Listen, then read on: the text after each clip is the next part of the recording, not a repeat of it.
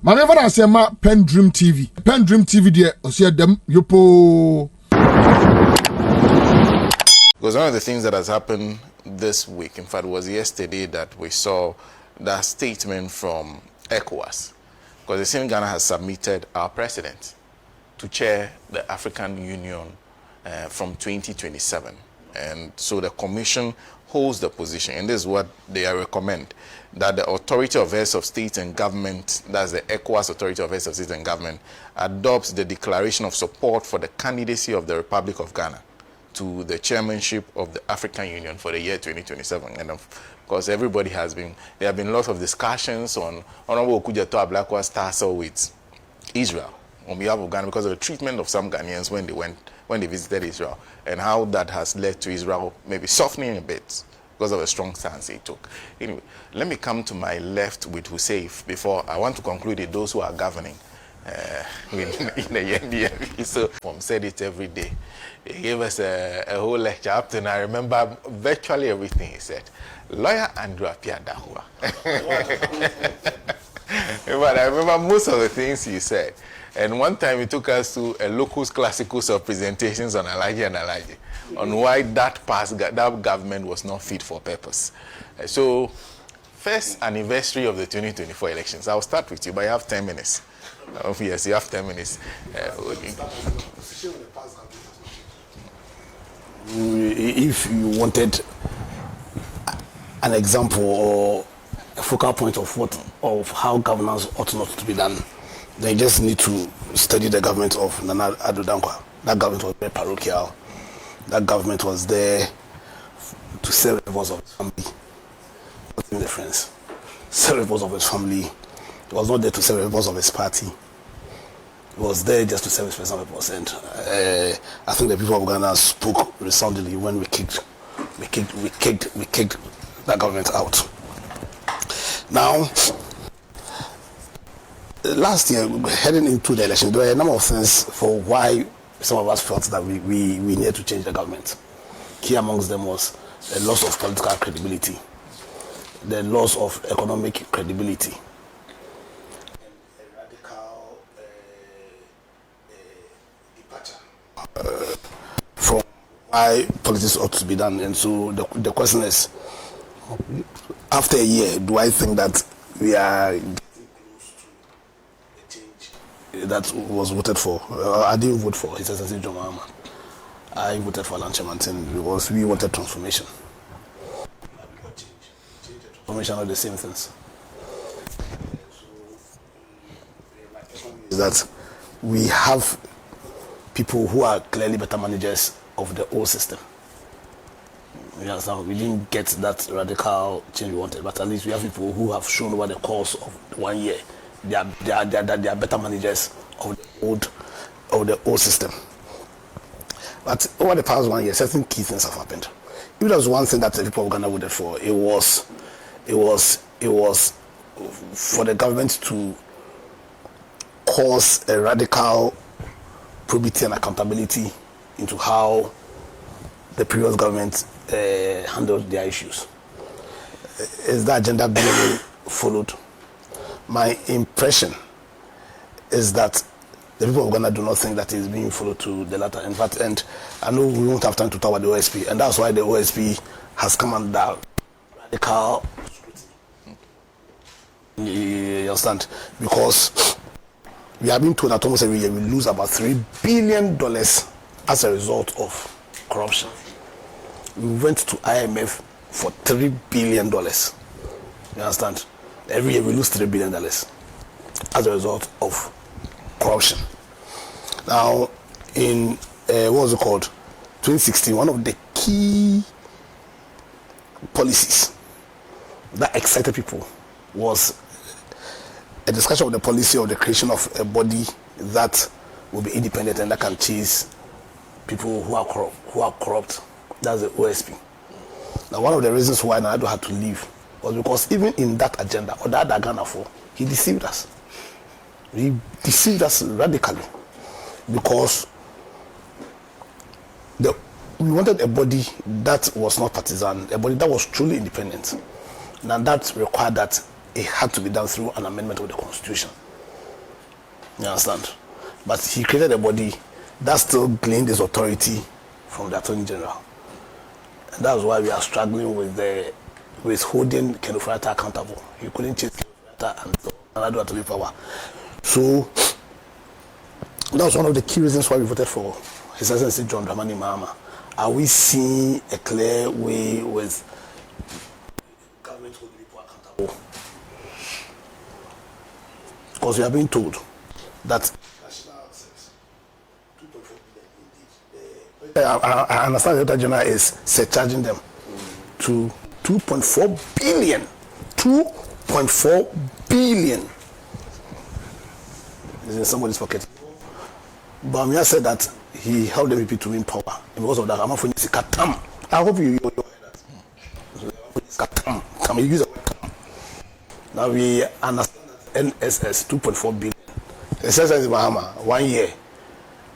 When you take the money, it shouldn't end there. They must be taken through the full prosecutorial process. If they are found guilty, they must enter. 1 year on, we are being told that Signals Bureau, they took money, come. 1 year on, we are being told that Hannah, what was his name? Hanan, buffer stock. We want our monies back. And after the law must take its course. One. And that reason why we called for a change was so that there will be some restoration of political credibility. Because Nado had taken it to the barest minimum. Nado said that he reneged on his duty to Ghanaians because they refused to vote for him. For example, he told the chief of Ekonfi, he told people of Mefe, that I was not even supposed to be here because you don't vote for me. He appointed people who had political clearance onto the EC, creating a situation where the EC could never fulfill his mandate. The long and short is that he took politics to the cleanest, no credibility. He finished politics, so people didn't even trust them. It was under his term that Ghanaians said, listen, for the first time, we don't believe that democracy is for us. We don't believe democracy can solve our problems. It was under Nanado's watch. It was under Nanado's watch. Now, is there a restoration of that political credibility? And the answer is an emphatic yes. Because contrary to how some of the MPs are interpreting His Excellency's involvement in the debate, as to whether the OSP needed to be scrapped, what the president did was a fantastic act of responsibility. It was not interfering. But there's a debate that goes to the very foundation of the credibility of political leadership. And you, the president, are you going to sit down quietly without stating your position? Because within a party, people have similar positions, but people have their individual positions. And he can air his position. If because of the virtue that he's president, he has influence and to change, so be it. Because in America, you should know that in the US, the executive lobbies, and that's America, they have lobbyists. You lobby Congress to get certain laws. You understand? You know the chieftaincy people, the chief, how Nanado's was treating them. Hey, get up. No respect. Get up. Oh, you and me, who is supposed to? The president is, you see, when he came in deliberately, it's not that he was fake, but deliberately, because we needed to have a restoration of some credibility with the politics that we were doing. You understand? So clearly, there's a reset there. There is a reset in terms of the political credibility. The economy. His Excellency Dr. Manuel said that if you are confused about the state of the economy, just look to the exchange rate. I know they argue, but there was a period where the $1 went as high as 17.5 cedis. I know that getting to the end of the 20, it came to around 15 point something. But it got as high as, so you let me even give them the 50. Sometimes they debate, oh no, it's not, I can't believe it too. It's like, oh, no, so they'll debate you that, oh, it's not 16, it's 15.5. So you let me give them the 15.5. Let me give them the 15.5. Right now, it's what? It's hovering between 10 and 11. Right now, it's 11.5. It goes to 10, comes to 11. It goes to 10, it comes to 11. You understand? And we are being told that it is a reckless use of our reserves. But it's not like the reserves, they're just there. We must do something to create the reserves. So you must have reserves, then to use the reserves to stabilize. So even with the economy, just by looking at the exchange rate, you can see that the economy is getting some restoration of its lost credibility. The French and the rest, we've left junk status to B or B minus. Yeah, you understand. So 1 year on, generally, apart from the way a manner the minority are misbehaving at the least opportunity. And that's why my brother Solo will say that we need to start looking critically at the portion of the constitution that says that before you are considered to be a parliamentarian, there must be an unsound mind test. Whether you are of sound mind. Because right now our politicians, they're like some rowdy children. You know how they behaved when they were, vetting the ministers. Mututu Mike. Where you all remember, Mututu Mike. And then, Manhai. You go and misbehave. Apart from that, I know that during the last, the 137, we had issues. You understand? But largely, we've not gotten to where we ought to get to. I don't think we've even gotten to 20% of where we ought to get to. But if you are just making a comparative analysis between this regime and Nanado's regime, then I'll say that there has been a reset. But let us remember that where we were before Nanado came to power was so bad that we felt that at that time we needed to give Nanado that massive victory. So it means that where we were, because if you are resetting to where you were before the previous, was not a very comfortable position. You see, we need to make that point clear. Where we were, the economy was still not transformed. Where we were, our politics was not leading to the to a fulfillment of the aspiration of the people of Ghana. So yes, this regime is way 1,000 times better than Nanado's regime. But we are not at where we want to be as a people. Okay. As much as they are doing better than Nanado in particular, as much as, in my opinion, we have a leader who has credibility now, we should use everything that he has. He should tap into the support of all the people of Ghana. The people of Ghana should also support him, so that all of us together, we take giant strides to restore Ghana as the black star of Africa. Thank you very much. And I like how you fused in the WSP nicely. Me? Maybe I also have to fuse in the OSP nicely.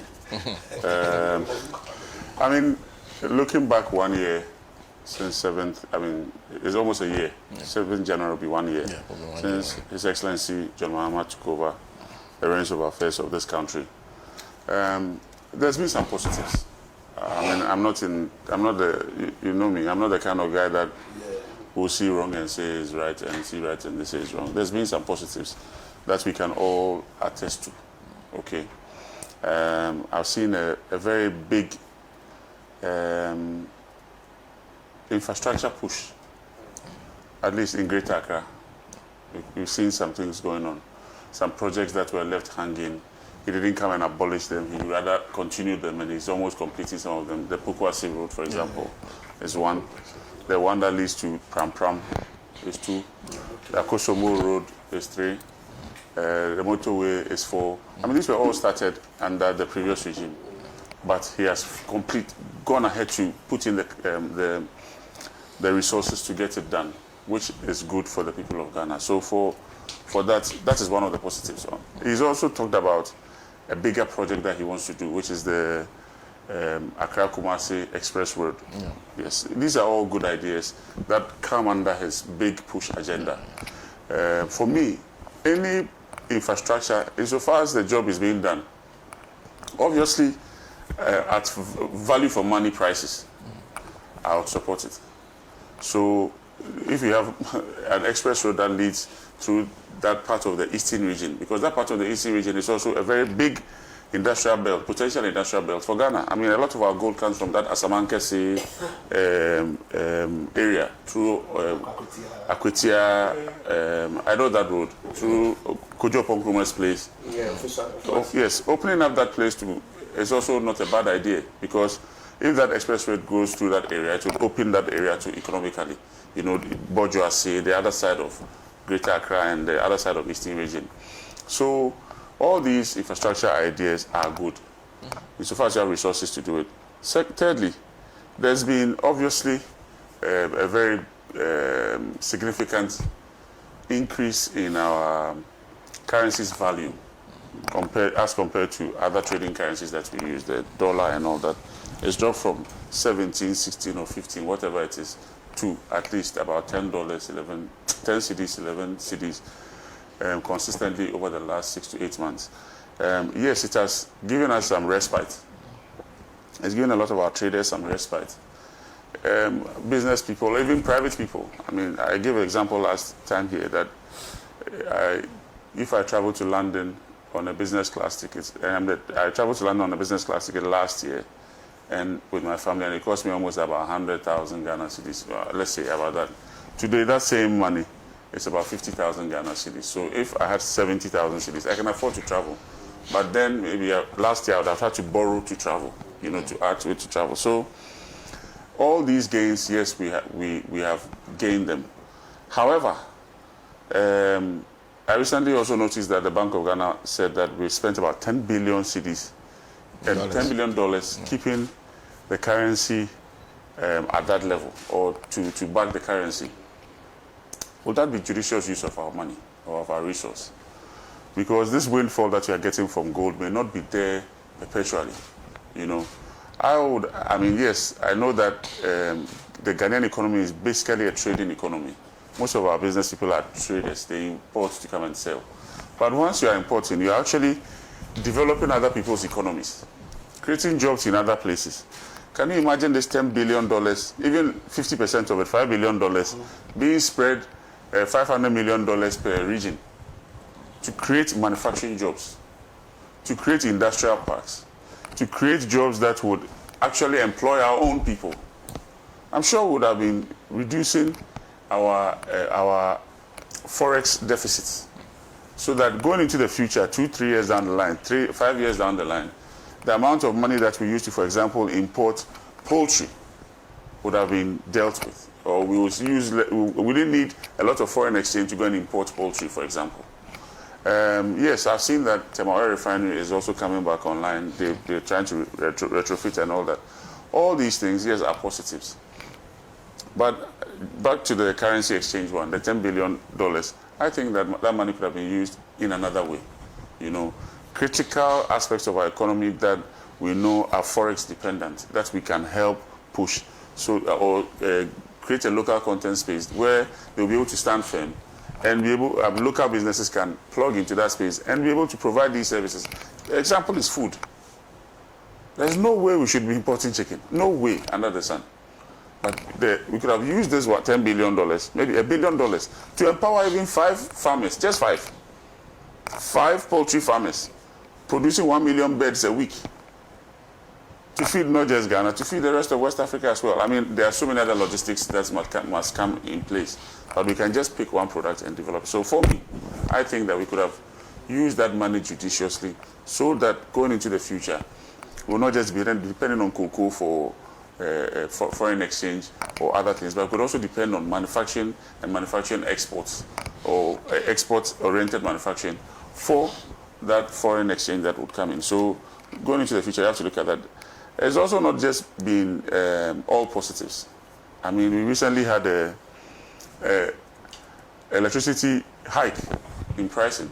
Electricity prices is moved up about 10%, 9 or 10%.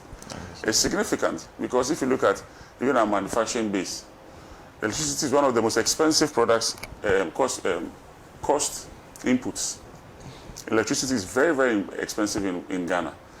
Industrial clients are paying close to about 13 cents per kilowatt hour, whilst their competitors in India, Bangladesh, Indonesia, Sri Lanka are paying 6 cents per kilowatt hour.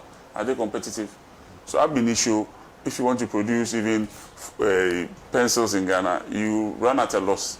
The only thing that makes our manufacturing competitive is the cost of our labor. It's only in Ghana that you can pay somebody $50 a month, which is like 500 cedis or 800 cedis, or let's say $100, even if you use exchange rate of 10 cedis. That is 1,000 Ghana cedis. People take home 1,000 Ghana cedis in Ghana per month. I mean, only God knows how they survive on that. So, yes, that's the only competitive advantage that we have compared to others. 10% electricity hikes are very high. You know, it really kills that initiative and that space for you to be able to go into manufacturing. So we have to also look at these things going into the future. I want to dovetail it into the OSP's you have to be brief matter. It's obvious that the political class doesn't like the whole idea of the OSP. It is not coming from just the majority side or the minority. It's been coming from the former Speaker of Parliament, the Speaker of Parliament. The whole political class don't like the OSP. The president is part of the political class. Obviously, you know, and you can tell that it's all being staged. I mean, it's a setting. It's just settings. There's a petition on from one side. The majority leader and his chief whip are saying that, hey, he must go. In fact, the minority and the opposition are also saying he must go. I mean, if someone like Professor Michael Kwe is saying that he must go, it's not coming from a mere person. It's coming from a very important leader. He presided over the creation. Exactly, who presided over the creation and all that. So you can tell that the political class doesn't want the OSP to survive. And let's see what pans out. You know, the President Mahama played a very nice diplomatic card because he doesn't want to seem that it's coming from his end and he is going after the institution. No, it will send a bad signal to the world about our anti-corruption stance. But technically, the OSP too, I sincerely don't believe that creating more institutions will kill corruption. No. I mean, if you go to China, everybody knows the punishment for corruption is death. So if you attempt it, you know that you're committing suicide, like my brother said. If you attempt it, it's like trying to try a coup in Africa. If you succeed, you succeed. If you don't succeed, you are dead. It's the same thing that happens in China when it comes to corruption. Here, it's a different ballgame. So corruption is not expensive for us. So creating more institutions will not solve the problem. It must be expensive to be corrupt. Very, very expensive. I mean, I think the most expensive thing that you cannot quantify is your life. And that's why the Chinese go for that. Even that one, there are corruption issues. Yet, I mean, at least the punishment is there. We don't have that. We have other institutions that can do equally good the job that the OSP is doing. I mean, the BNI, the CID. The BNI is a very competent institution. They have developed over the past 30, 40 years from special branch into BNI. They are very competent institutions. They are in every district in this country. They know everything that happens in this country. They have fantastic officers and men on the ground everywhere. So rather, resource such institutions. Resource the BNI, resource the CID, resource the Attorney General's Department. Let them do these jobs. The independence of the OSP, I always say that it can never be independent. It's a human institution. He's appointed. He can never be independent. Some of the things we are hearing today, the OSP was there under His Excellency Akufo-Addo's government, and we didn't hear them. The day he left, the next day we started hearing them. Why? Because he was appointed by a certain regime, and obviously you cannot fight the people that put you in there. It doesn't work. So rather, let's resource the institutions that you already have instead of creating new ones. And we resource them well. This budget that we give to the OSP, give it to the CID, give it to the Attorney General's Department, give it to the DPP, let them work. And I can tell you, they can solve these problems. When the punishment is high, and people know that there's a price to pay for being corrupt, and you have a well-resourced Attorney General's Department, corruption won't die a natural death in this country. Thank you. Thank you very much. Thank you, too. I know my time is up. Thank you. Well, Comrade, is it Hussein or Hussein? Hussein. Okay. So, Comrade Hussein. Okay, thank you very much. I think the discussions has been expanded. Now, looking at 1 year since December 7 election, first of all, I would like to start with the election proper. I mean, the election was characterized by a lot of violence, both the 2024 elections and the 2020 elections. And I was particularly happy that the president ordered an inquiry into the killings and the atrocities that happened during the elections. It's also surprising, and it doesn't speak well that 1 year after the elections, we still have issues unresolved regarding the elections. The issue of Pandai has still not been resolved. There are other parliamentary seats that are still in court pending resolution. And it doesn't speak well of, a country that prides itself on democracy. To conduct an election 1 year after, we are still having issues with the elections. The elections generally was also marred by several incompetence. 4 or 5 hours after the elections, all the political parties knew their stance. But it took the Electoral Commission over 48 hours to declare the results.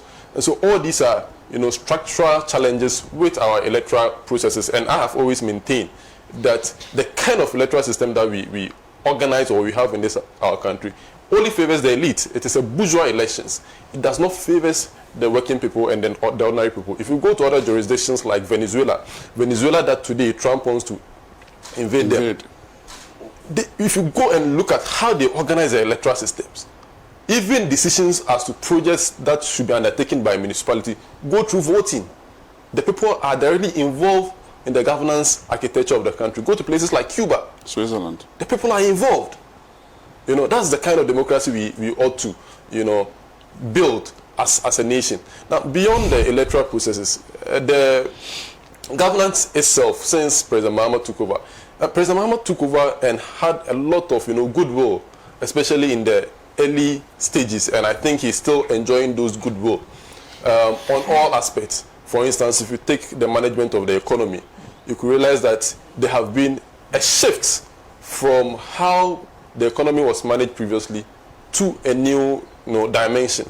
If you look at how the finance minister, Honorable Atuforsen, has been physically disciplined, ensuring that we are spending within our means, that is a good sign, and that is a plus. If you look at the commitment controls he has implemented, ensuring that no ministry commits the government beyond what the government can afford, I think all these are positive measures that will help restore the credibility in our economy. And I think that getting to talking about the management of the economy, I think that the President Mahama has really done a lot of work. Honorable Note mentioned the fact that yes, a lot of money has been pumped into restoring or currency, ensuring the stability of the city. And I think that yes, the solution to ensuring a strong city isn't pumping money. It's about ensuring that you have a real sector that is able to generate forests on its own to stabilize the city. You should be able to have an export program that will be able to export more, to be able to gain enough forests to support our currency. And for me, I think that it's easier to talk about industrialization, but we must also look at whether or not we will be able to get the market for the things that we will produce. And I think that the solution to this problem is to go back to the 1956 7-year development plan that was put together by Kwame Nkrumah. That laid the foundation for the industrialization of our country. And that built several factories to ensure that people had jobs, to ensure that people are able to purchase the things they need, and to ensure that our economy is well positioned. And had it not been the coup that happened in 1966, I'm sure our country would have prospered. And unfortunately, the introduction of the SAPs and ERP also saw the factories being sold out to private investors. And the main purpose for which the factories were established ended up not meeting their purpose. So I think that. Yeah, I think President Rawlings told them out, and I mean, myself and my organization, our position on Rawlings has been, is known. Yes. So all these things, contributed to the problems we have, and if we really want to restore our economy, we need to go back to that Kwame Nkrumah's plan and industrialize. I don't believe in the notion that the state has no business doing business. That notion is flawed. We need to be able to have state-owned enterprises that will be able to, operate effectively, ensure that they make profit, ensure that we are able to export to support our currency. I also think that one area that we can rely on, and this is an area that you don't even need to market, that's the extractive sector. I don't understand why we don't have a national mine. I don't understand why we always rely on foreign corporations to come and mine our gold, expatriate profit, and then give us just, a meager of the profit. Just trading gold alone, just the state taking the center stage in trading gold alone. Look at the revenues we are making. Just imagine the state mining its own gold. That will create jobs for the people. That will ensure that we gain enough revenues, and that also ensure that we build we stabilize our currency. And I think that we must look into that area. Now, beyond the economy, I think the educational sector is also one important thing that we need to look at. If you look at, since the government took over, they are trying to make interventions to ensure that education is accessible to all. And we must make the point that education must be a right, not a privilege. And so right from basic education to tertiary education, we must make sure that it is accessible to all, regardless of your economic background, regardless of your geographical location, regardless of your social status in the society. You must have access to education. And I'm very impressed that the government has continued with the free SHS policy, and I think that's one of the best policies that was introduced, even though we can talk about the limitations regarding its implementation. But I think that is one of the best policies to be introduced in our country. And I think that the decision to continue that policy and even increase the funding for free SHS is one good thing that we must commend this government for. The other thing is the attempted revisionism that was carried out by the previous regime. I'm very happy that the Education Minister, Honorable Haruna Iddrisu, is leading the charge to ensure that we revise our curriculum to ensure that it reflects the true history of our country. And talking about the history of our country, one significant thing that this government has done is to restore 1st July as a holiday and recognize it as Republic Day. That is very significant.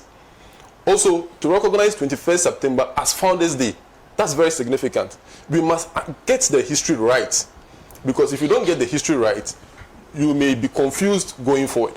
And I think that the history is clear. Kwame Nkrumah is the founder of Ghana. We don't need to engage in any debate again. Okay. And you see, the other thing is that when you try to downplay some of these petty things, it has an impact on how people see things and how people think. For instance, changing the name of Organization of African Unity to African Union. There's no force behind the name African Union. But having it as Organization of African Unity, it urges people, it brings some level of consciousness in the minds of the people.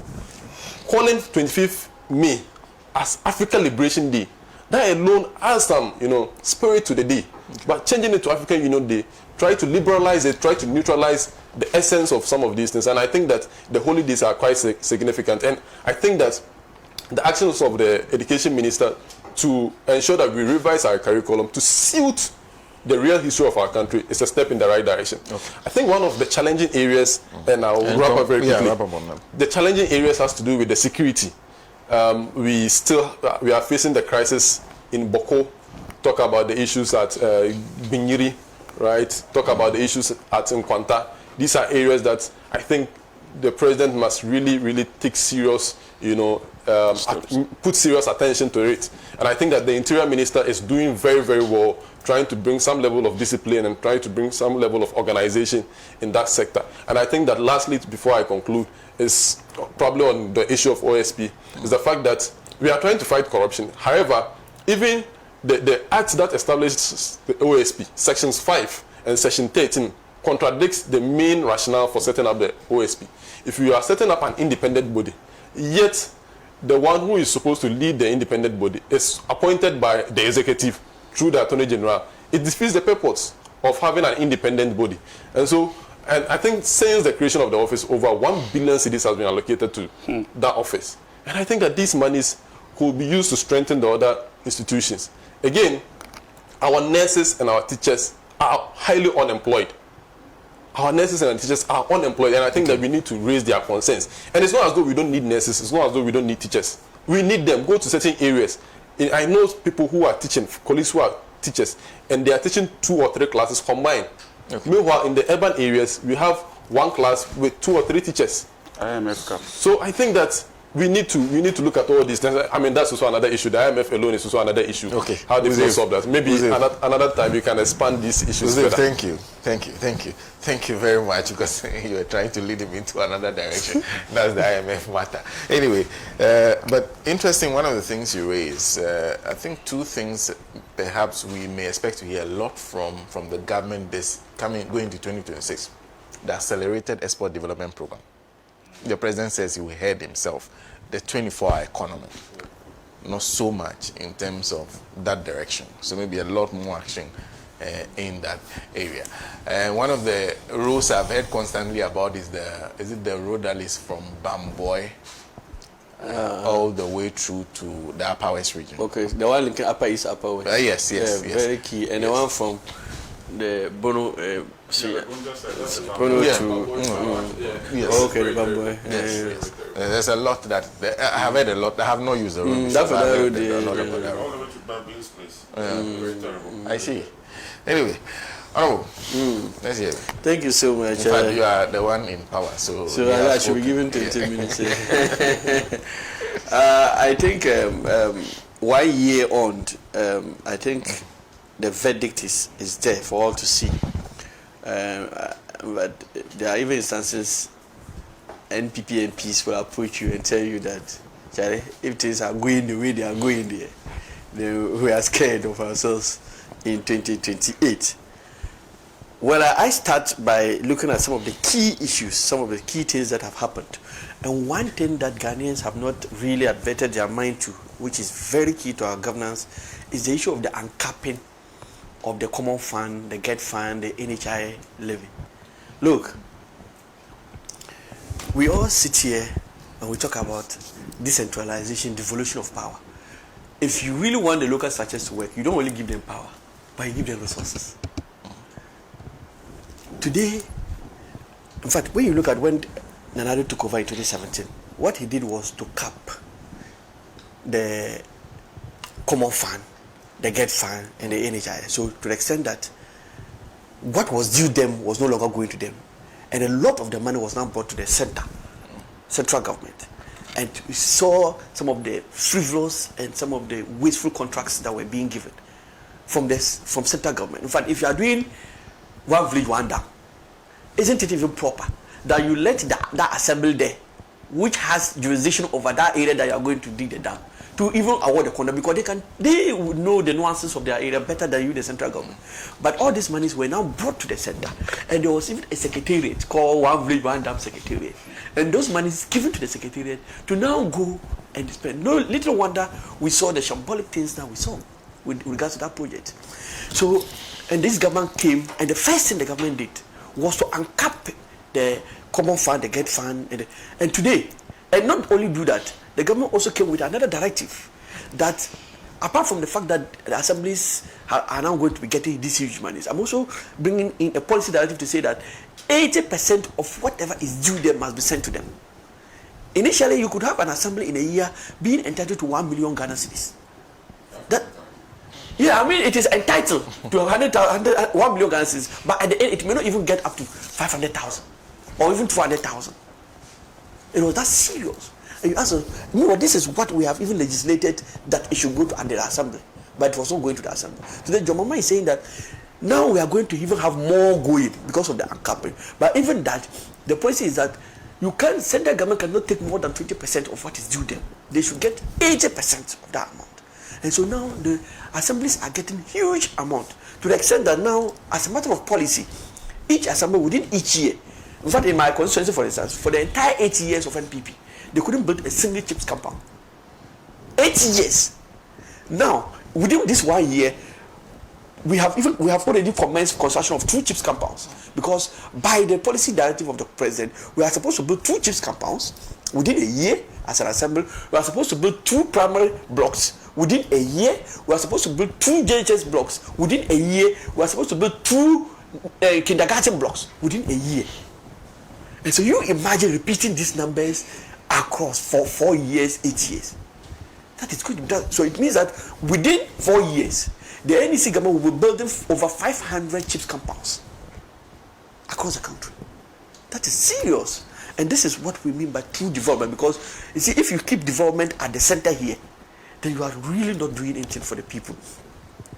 Now, the economy is one area that we don't even need to talk about.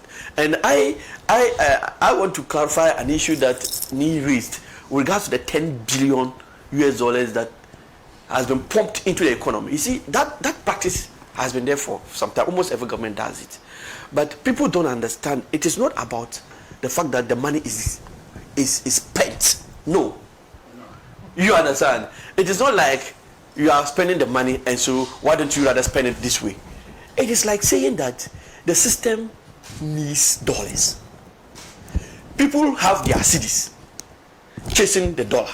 The moment you let the dollar become a scarce commodity, chances are the price of it will go up. So why don't you let this dollar become available on the market? What are they using the dollar for? They're going to use it to import goods. But their importation is being done anyway, even without you giving it to them. You understand? So instead of you making it difficult for them, because the moment someone finds it difficult to get something, he's now ready to pay higher for that thing. So I'm going to remove that difficulty in he getting that, so that I make that then available. So the dollar will now be readily available by virtue of the BOG pumping it. But the BOG is not wasting it, because the person in coming to take the dollar will have to put CD to take the dollar. So the money is still at BOG. But you understand, but it is being converted. So that is what we call intermediation and not necessarily spending. In fact, if you look at the NPP in the election year, between May 2024 to December 2024, $2.8 billion was pumped into the economy. The issue is that I always agree with people who say that merely pumping money into the economy stabilizes the city. It does a lot, but it does not on its own do the magic. That is why you have the same pumping being done in the last NPP era, but we didn't see this steady decline in in dollars, in the value of the dollar. You understand? But today we have the same thing being done, but now you have the dollar responding quickly. It means that not just that, but we are also cutting down on our wastages. We are being prudent in how we spend. Look, the primary balance, if you look at the IMF program, initially, before NDC came, one of the anchors, the anchor they were using was what we call the primary balance on cash basis. When you do primary balance on cash basis, what it means is that, okay, you the government, if you are reporting that between January to June, IMF says you spend only 3 billion, and January to June, you have spent cash 5 billion. You have exceeded what IMF says you should spend. Now that is probably on cash basis. Now they have revised it. They are not saying that, they have seen that people are hiding under the cash basis and are doing commitments. So even though the cash they may have spent is 5 billion, they have actually committed 20 billion. So what will be reported to IMF will be the cash that has been spent. So it will let IMF make its decision based on the cash. Now the real figures come and they say that, oh, this Ministry of Energy has already committed paying some money. Roads has committed this. Finance has committed this. So IMF says that, okay, we'll change it from being cash-based to now being commitment-based. So when they come to tell you that is why now the finance minister will quickly come to parliament and say that we are not going to amend our law to say that whenever a contract is awarded, no minister, like Jose said, no minister can award a contract without, no contract above this value can be commenced without a commencement certificate by the finance minister, because now he has to be sure what you are committing as a ministry, so that he captures it, so that he knows whether he's giving you the space to do it or not, so that he can accurately also report back to the IMF. And if that is done, and we are ending the IMF program in April next year, and we are going to be using the reporting phase of January to May. Now, if that is done and we pass all the parameters and we are off the IMF, then we can now look at the issues again. because we are under this strain because of the IMF conditionalities that we have to be doing things the way they should be done. Okay. On the issue of the power, I am happy. In fact, if you look at what happened, the last time we met JM, His Excellency, he painted a very serious picture to us. The Ghana gas in Atwabo, NDC established this Ghana gas plant when we were leaving power. The total number of employees for Ghana gas was 200 in 2016 when NDC was leaving power. I haven't established it. Now the government came, a new government comes to power.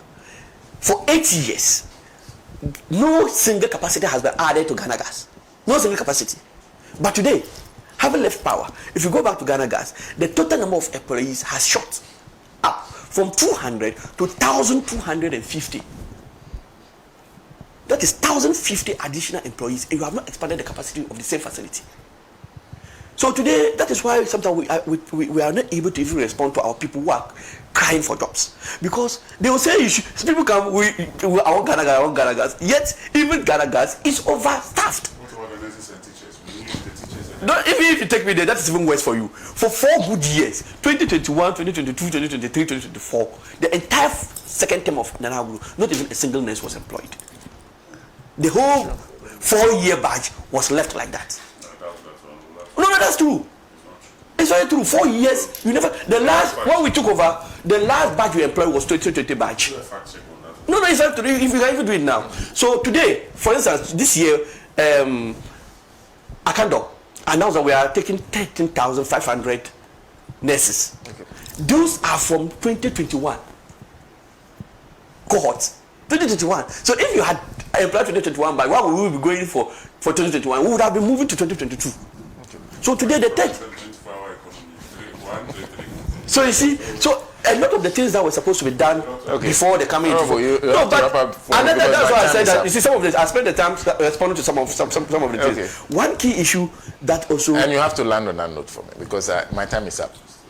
My time is up. Look at the size of the government. Well, you understand? We had a situation where we had 125 ministers running this government. Yet even the way the affairs were being managed was bizarre. Today, today we have how many? Less than 60, 58. But it's more expensive. It's more expensive. What you are forgetting is that, you see, when they are doing this analysis, when he does this, I switch to other areas. No, and your time, even though there was the office of the government machinery, because you are now there was the office of the government machinery. There was the office of the government machinery. Remember, there was also a ministry of information. We had a separate budget, so you didn't add it to the office of the government machinery budget. We have collapsed the ministry of information, and so that budget is now coming under government. So if you look at the government budget, you will see it as a very big budget. And so, Senator, all I want to say is that Ghanaians have not regretted voting for the NDC. I'll land on this, the OSP. I have my own strong opinion on OSP, but thank God, you see, the president sees further than any of us from where he sits.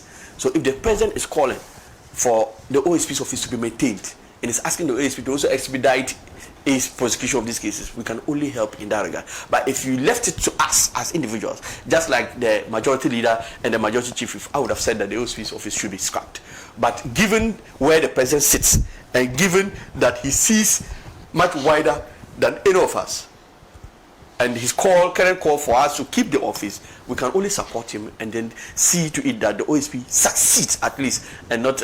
But he should also sit. He shouldn't be spending time on frivolous prosecution. He should concentrate on where the meat is and let us get there. A Ken must return. If the America FBI can come here and arrest our guys here and there, left and right. If our investigative authorities are helping Americans to arrest Abu Trika, to arrest all those people, then what stops them from also helping us to pick Ken Oferiatta from wherever he is in America and bring him to face justice here in Ghana? Thank you.